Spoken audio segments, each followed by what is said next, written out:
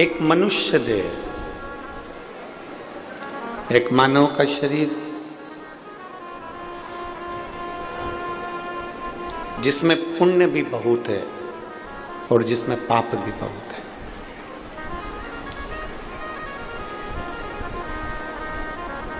अब पसंद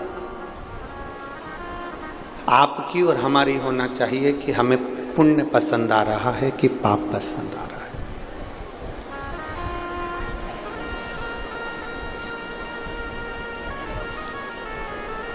हम कितना पुण्य कर रहे हैं और हम कितना पाप कर रहे हैं।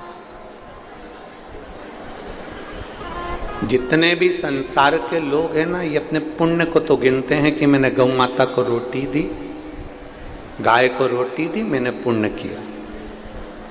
बोलो सही बात है कि गलत है? मैंने भूखे को भोजन कराया, मैंने पुण्य किया। दुनिया के लोग अपने अपने पुण्य को गिनने में लगे हुए हैं कि हमने गौ माता को रोटी दी, पुण्य कमा लिया। हमने कथा सुन ली, पुण्य कमा लिया। हमने शंकर जी के मंदिर में जाकर एक लोटा जल समर्पित कर दिया, पुण्य कमा लिया। ये जितना संसार का मनुष्य है, संसार में रहने वाला प्रत्येक मनुष्य अपने पुण्य को देखता कि हमने ये पुण्य कमाया। परशु महापुराण की कथा कहती है कभी कभी पुण्य के साथ में पाप का भी एक प्रारंभ हो जाता है। कभी कभी पुण्य के साथ में हम पाप भी कर बैठते।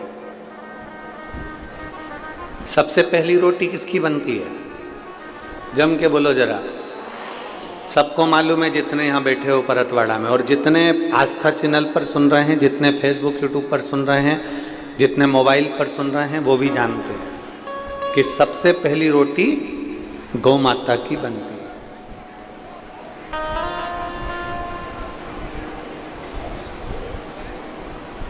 झूठ मत बोलना, थोड़ा सा सत्य बोलना।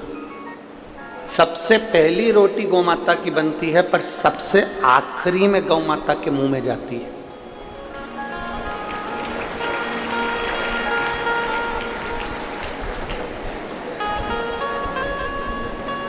कोई कोई ऐसा होगा जिसके घर में पहली रोटी बनी और गाय के मुख में पहले ही चली गई, पर हम तो नहीं कह सकते।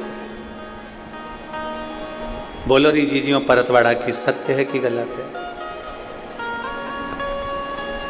और मेरा विश्वास कहता है एक भी जीजी मेरी झूठ बोलने वाली नहीं है, वो सत्य ही बोलेगी कि पहली रोटी गाय की बनती है, पर महाराज जी वो रोटी सबसे पहले गाय के मुख में नहीं जाती है, डब्बे पर रखी रहती है। फिर धीरे धीरे घर का पूरा फैलारा उड़ जाता है, सब खाना खाकर चले जाते हैं, भोजन करके चले जाते हैं। तब दोपहर में या शाम के 3-4 बजे जब गाय आती है, तब वो रोटी उसके मुख में जाती है। बनी कब थी? सबसे पहले। गई कब? सबसे आखिरी। अब वो रोटी में चींटी हो गई, पानी पड़ गया, थोड़ी कड़ली ठट हो गई, थोड़ी सूख गई, उस पे जो सब्जी या शक्कर या गुड़ रखा था वो भी चींटियों ने घेर लिया। आखिरी में वो गौ माता के मुख में गई। अब पहली रोटी ही अगर बनी थी और वो गाय माता के मुख में चली जाती तो पुण्य 4 गुना मिलता कि नहीं मिलता? बोलो जम के बोलो जरा। मिलता ना, पर वो गौ माता के मुख में आखिरी में गई है।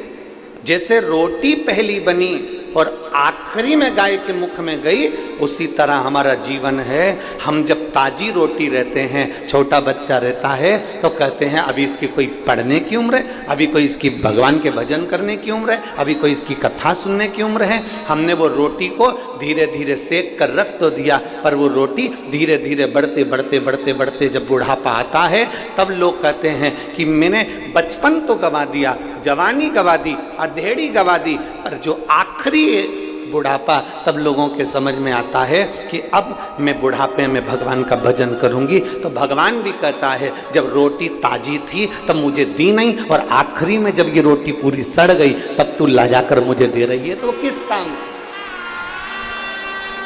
उस रोटी का मतलब क्या?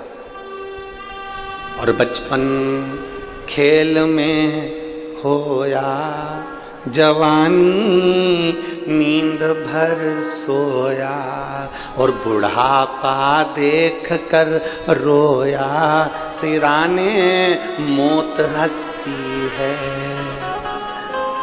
बचपन खेल में खोया जवानी नींद भर सोया, बुढ़ापा देख कर रोया सिराने मौत हंसती है। अंत समय में जब बुढ़ापा आया तो मृत्यु भी तुम्हारे ऊपर हंस रही है कि बचपन गवा दिया, जवानी गवा दी, अधेड़ी गवा दी। रोटी ताजी थी, भगवान को नहीं दी। रोटी ताजी थी, परमात्मा को नहीं दी। शरीर अच्छा था, जब भगवान को नहीं दिया। और जब रोटी पूरी गल गई, शरीर पूरा बेकार हो गया, आंख से दिखाई नहीं दे, कान से सुनाई दे नहीं दे, मुंडा में सारा सोफा सेट निकल गया।